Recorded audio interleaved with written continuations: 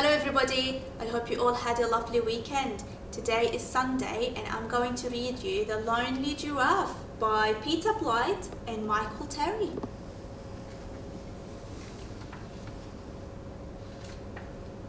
The Lonely Giraffe.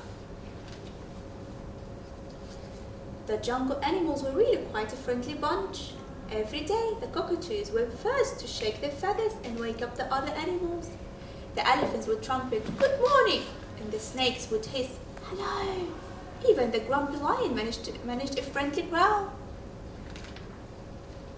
All the animals met near the river for breakfast every morning to discuss the jungle news. Everyone took their turn to speak, but no one listened to the giraffe. The giraffe was just too tall. By the time he had spread his spindly legs and lowered his head to the ground, the other animals had lost interest. So the giraffe would lift his long neck and wander off. He spent all day with his head in the trees, eating the sweetest leaves.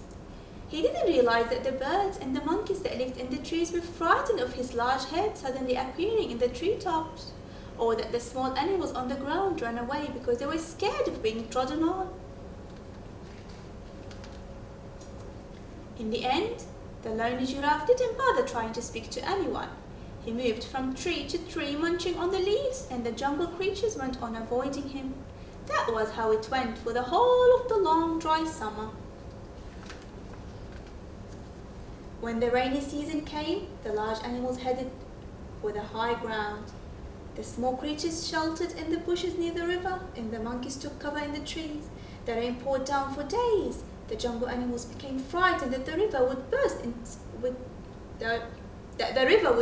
its banks. "Don't worry," said the alligator. "I'll carry you to safety in my big wide jaws." But the animals didn't trust him. Would you trust an alligator? As the river rose, the jungle creatures became even more frightened. They huddled together beneath the bushes, and no one heard the distant roar until the leopard pricked up his ears. But nobody could think what it was. The giraffe looked over the heads of the animals on the ground. His big eyes widened like saucers, and he slowly bent his spotted neck until the worried creatures could hear him. "The river is flooding," said the giraffe in a surprisingly squeaky voice. "A wall of water is racing down the valley. What can we do?" asked the gazelle. "It's too late to run away." "We'll all be drowned," squeaked the mouse. "Or the alligator will eat us," hissed the snake. "Climb up here," called the monkey from the treetops. "The river won't reach the high branches." "Hurry," squawked the cockatoo. "I can see the water coming." The jungle animals raced the trees, but some of them could not climb up the slippery tree trunks. The hoofs and tails were not made for climbing. The roaring water rushed closer, and the animals shivered with fright. Then the giraffe had an idea.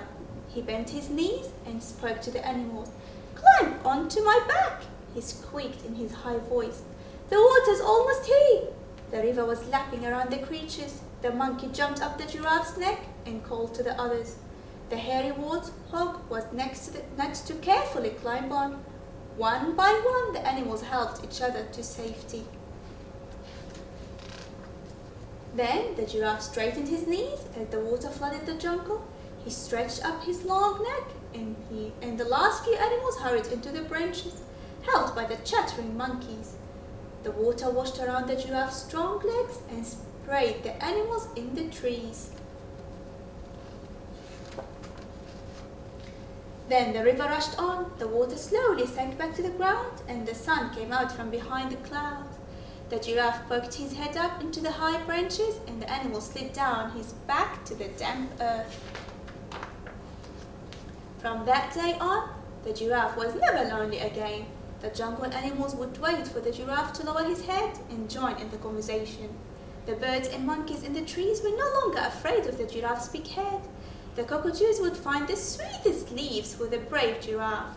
The elephants would trumpet, "Good morning," and the snakes would hiss, "Hello," and the grumpy lion would pretend to growl before falling asleep in the sunshine. The end.